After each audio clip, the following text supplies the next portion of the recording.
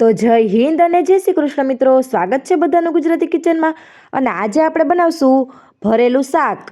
કોઈ પણ જાતને બાફિયા વગર કે કાંઈ પણ જાતની ઝંઝટ વગર ફટાફટ જ બની જાય તેવું ઇન્સ્ટન્ટ ભરેલું શાક। તો એના માટે છે ને આપણે એક ટોપડીમાં છે ને ચણાનો લોટ લઈ લીધો છે, બરાબર છે। એને હવે આપણે જોવો શેકી લેશું। બહુ બાળવાનો નથી, સેજ એવી સ્મેલ આવી જાય ચણાના લોટની એટલો આપણે એને શેકી લેવાનો છે, બરાબર છે। ધીમી આંચે ધીમે ધીમે આવી રીતના ચમચો ફેરવતો રહેવાનો છે, નકર નીચે બેસી જશે તો તેની સ્મેલ પણ ખરાબ આવશે, બરાબર। સેજ એવી સુગંધ આવવા માંડે એટલે આપણે એને લઈ લેવાનું છે નીચે ઉતારીને, બરાબર। અને હવે આપણે આમાં અલગ અલગ જાતના મસાલા મિક્સ કરશું। તમે આખો વિડીયો જોજો મિત્રો મારો, તો તમને ખબર પડી જશે, બરાબર। તમે જુઓ આવી રીતના શેકવાનો છે, મારો લોટ જરા પણ બળ્યો નથી, તમે જોઈ શકો છો। અને હવે આપણે તૈયારી કરશું એના મસાલાની। તો તે માટે છે ને આપણે શ્રીહરિનું ચવાણું લઈ લીધું છે, બરાબર। તમે કોઈ પણ ચવાણું લઈ શકો છો। ચવાણાને આપણે ખાંડી લેવાનું છે, બરાબર છે। અને આપણે આને મિક્સરમાં નથી કરવાનું, મિક્સરમાં સાવ ગ્રેવી જેવું થઈ જશે। આને થોડુંક એવું ખાંડી લેવાનું છે જેથી આનો ટેસ્ટ ખૂબ જ સરસ આવે। જો આવું અધકચરું ખાંડેલું ચવાણું ખાવામાં ખૂબ જ ટેસ્ટી લાગશે શાકમાં, બરાબર। હવે આપણે એને ચણાના લોટમાં આપણે જે શેકેલો છે એમાં મિક્સ કરી દઈશું, બરાબર। અને હવે આપણે બીજું એમાં લસણની કળિયું, 3-4 આદુના ટુકડા અને 3-4 મરચી, પણ જો તીખાશનું પ્રમાણ ઓછું રાખવું હોય તો 2-3 મરચી નાખશો તો પણ ચાલશે, બરાબર। મરચીને આવી રીતના કટ કરી લેવાનું છે અને હવે એને પણ ખાંડી લેશું, અધકચરી પેસ્ટ બનાવી। હવે આ પેસ્ટને પણ આપણે ઓલા મિશ્રણમાં આપણે મિક્સ કરી દેશું, બરાબર છે, તમે જોવો। અને હવે ખાંડશું આપણે માંડવીના દાણા। માંડવીના દાણા ખૂબ જ ટેસ્ટી લાગે છે, વધારે માત્રા નથી લેવાની, ખાલી થોડા કેટલા દાણા લેવાના છે, બરાબર। હવે આને પણ આપણે મિક્સ કરી અધકચરા ખાંડી અને આમાં મિક્સ કરી દેશું। અને હવે આપણે આમાં ચટણી, ધાણા જીરું પાવડર, હિંગ, નિમક, થોડીક એવી હળદર, બધા જ મસાલા 1 બાય 1 આપણે મિક્સ કરી દેશું, બરાબર। અને હવે આપણે નાખશું ધાણા ભાજી, બરાબર છે। અને હવે નાખશું આપણે તેલ, 1 પાવડું તેલ નાખવું જેથી કરીને આપણે મિક્સર એકદમ સરસ રીતે મિક્સ થઈ શકે। અને 1 ફાડું લીંબુ નીચવી લેશું, બરાબર। અને હવે હાથની મદદથી બધા જ મસાલાને મિક્સ કરી લેવાના છે, તમે જુઓ।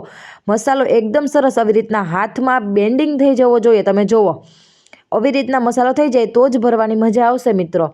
હવે બીજી બાજુ આપણે ડુંગળીને ફોલી લીધી છે, એમાં ચાકા મારી લીધા છે, રીંગણું અને બટેકાની ચિપ્સ કરી લીધી છે, બરાબર છે। બટેકાને ભરવાનું નથી, બટેકા કાચું રહી જાય જેથી કરીને બટેકાની ચિપ્સ કરવાની છે। અને ડુંગળીમાં અને રીંગણામાં આવી રીતના ચાકા મારી લેવાના છે, જુઓ, જેથી કરી એમાં મસાલો ભરવાની સરળતાથી મજા આવે, બરાબર। આવી રીતના આપણે મસાલોને ભરી લેવાનો છે, બધા મસાલા સરસ રીતે ભરી લેશું। અને વધેલો મસાલો આપણે ઉપરથી એડ કરશું એટલે એને સાઈડમાં રાખી દેવાનો છે, તમે જુઓ। મેં આવી રીતના બધામાં આપણે મસાલા ભરી લીધા છે, બટેકાની ચિપ્સ એમનેમ રાખી દીધી છે અને વધેલો મસાલો આપણે ઉપરથી એડ કરશું, બરાબર। અને આ મસાલો મિત્રો બગડતો નથી, તમે આને બહુ ઝાઝી માત્રામાં બનાવ્યો હોય તો સ્ટોર કરીને મૂકી શકો છો। હવે આપણે કુકર લઈ લીધું છે અને કુકરમાં 2 થી 3 પાવડા તેલ નાખી દેવાનું છે મિત્રો। ભરેલા શાકમાં તેલ થોડુંક વધારે ચડિયાતું હોય તો ખૂબ જ મજા આવે, બરાબર છે।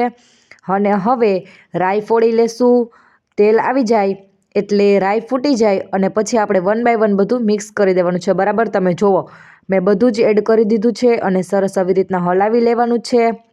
અને હવે આપણે નાખશું મસાલા, નિમક, ધાણા જીરું, ચટણી, બધા મસાલા એડ કરી અને ખાસ ગરમ મસાલો પણ એડ કરવો, કોઈ પણ કંપનીનો તમે એડ કરી શકો છો મિત્રો।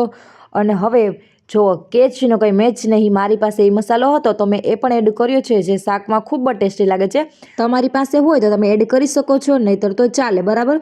હવે આ વધેલા મિશ્રણને આપણે થોડુંક ઉપરથી મિક્સ કરી દેવાનું છે, બરાબર। અને હવે એકદમ સરસ હલાવી અને હવે આમાં પાણી એડ કરી દેવાનું છે મિત્રો।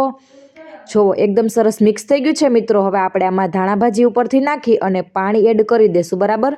અને હવે આપણે કુકર બંધ કરી અને સીટી ચડાવી લેશું, 3-4 સીટી થાય એટલે બહુ પાકી ગયું આપણું શાક, કમ્પ્લીટ છે, તમે જોઈ શકો છો। તો ચાલો હવે તમને મારી ડીશ તૈયાર કરીને બતાવી દઉં ને, તમે જુઓ, સલાડ, શાક, રોટલી ને પાપડ ને મસાલા છાશ, તો કેમ બાકી મજા આવી ગઈ ને। જો તમારે પણ આવું સરસ શાક બનાવવું હોય ને તો મારી ચેનલને સબસ્ક્રાઈબ જરૂર કરજો। થેન્ક યુ, જય શ્રી કૃષ્ણ।